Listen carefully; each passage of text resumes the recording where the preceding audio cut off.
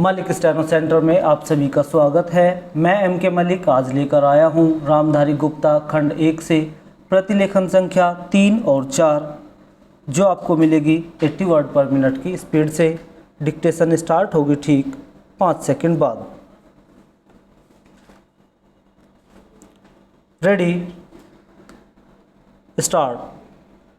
सभापति महोदय, किसानों की उपज की आप न अधिक कीमत दे सकते हैं, न अधिक उपजाने के लिए जो साधन देश में उपलब्ध है उनकी तरफ आपका ध्यान जा रहा है।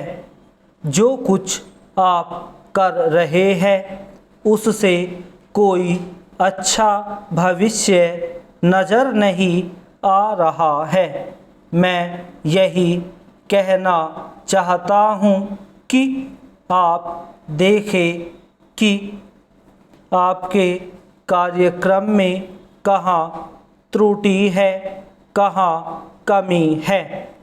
आपने कर लगा रखे हैं, आपने जो कर लगाए हैं वे तो लगाए ही है।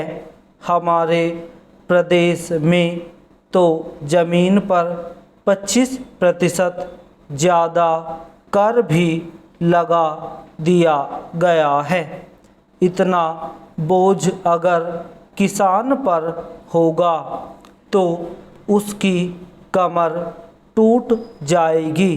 वह पहले से टूटी जा रही है, लेकिन वे इन करों को देने के लिए भी तैयार है।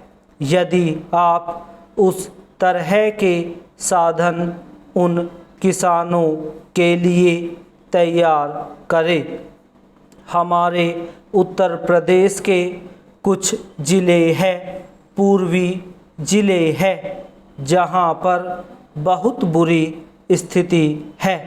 हमारे सदन के एक सदस्य ने रो रो कर आपको यह बताया था कि वहाँ लोगों को 2 रुपये मजदूरी में मिलता है। इतनी ही एक दिन की उनकी मजदूरी है। सरकार ने एक आयोग की नियुक्ति की थी ताकि वहाँ पर कुछ विकास के कार्य किए जाए। वह योजना भी अब खटाई में पड़ गई है। आपका ध्यान इन समस्त चीज़ों की ओर कैसे दिलाया जाए, कैसे आपका ध्यान इन सभी कठिनाइयों की ओर आकर्षित किया जाए, समझ में नहीं आता है। यातायात के साधनों की स्थिति यह है कि ट्रेनों में दूसरे दर्जे में भीड़ भाड़ का कोई ठिकाना नहीं है, उसकी कोई सीमा नहीं है। हर रोज़ ऐसा मालूम पड़ता है कि कोई मेला चल रहा है। आपके पास अच्छे इंजन है, अच्छी गति वाले इंजन है, लाइन भी अच्छी है, तो क्यों नहीं दूसरे दर्जे के अधिक डिब्बे लगाए जाते हैं। लोगों को कुछ सुविधा मिल जाए, वह काम नहीं किया जा रहा है। आपको किसान की, देहात में रहने वाले आदमी की, मज़दूर की परवाह नहीं है, जो समस्त कठिनाइयों को झेलता है। आपके सारे कार्यक्रम को पूरा करने की उसमें कहाँ से शक्ति आएगी, कैसे वे अधिक अन्न उपजाकर आपको दे सकेंगे। आप इन सब पर सोच विचार करें। आपने बड़े बड़े फार्म बना दिए हैं, क्या उन्हें आपके फार्म से कोई लाभ मिल रहा है? सभापति महोदय, सरकार ने कई कृषि फार्म खोले हैं, क्या ये फार्म घाटे में नहीं चल रहे हैं?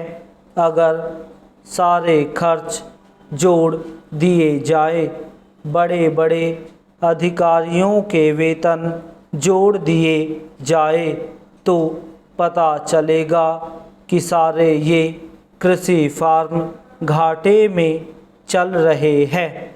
क्या इसी तरह से आप सारे किसानों को घाटे पर खेती करने के लिए मजबूर करेंगे? जिस क्षेत्र से मैं आता हूँ वहाँ एक पुल बना है। मैंने 10 वर्ष तक अपनी विधानसभा में इस पुल के लिए कोशिश की है। जिस दिन से मैं यहाँ आया हूँ बराबर उसकी चर्चा करता आ रहा हूँ, बराबर कोशिश कर रहा हूँ। मैं कहता हूँ कि गंगा पर वह पुल बने। उस पुल को बनाने का आश्वासन भी मिला था। एक प्रश्न के लिखित उत्तर में यह जवाब दिया गया था। यह कहा गया था कि इसको हाथ में लिया जाएगा। अब मालूम हुआ है कि उस योजना को उठाकर ताक पर रख दिया गया है और यह पुल नहीं बनेगा। इन लोगों ने क्या कसूर किया है, यह मैं आपसे जानना चाहता हूँ।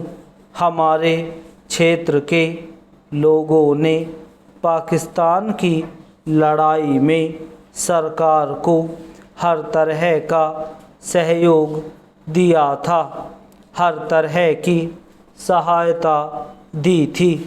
हमारे यहाँ के नौजवान भी मोर्चे पर जाकर डटे। जिस समय पाकिस्तान के साथ हमारा युद्ध चल रहा था तो कहीं कोई बात नहीं थी, अन्न की कमी कहीं नहीं थी। अन्न की कमी भी हमारे विरोधी साथी पैदा करते हैं, जो यह चाहते हैं कि सरकार असफल हो जाए।